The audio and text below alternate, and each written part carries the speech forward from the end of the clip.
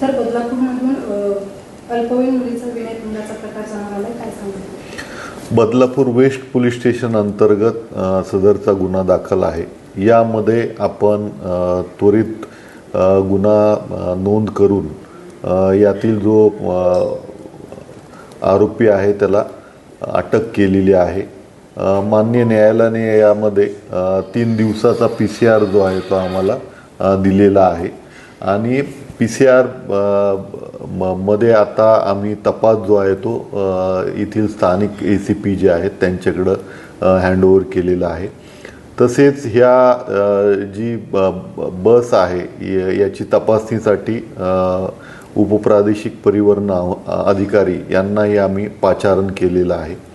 यामध्ये असं आवाहन करण्यात येत आहे की संबंधित जी व्हॅन असेल तर त्यामध्ये संबंधित चालकाचं व्हेरिफिकेशन करणं गरजेचं आहे।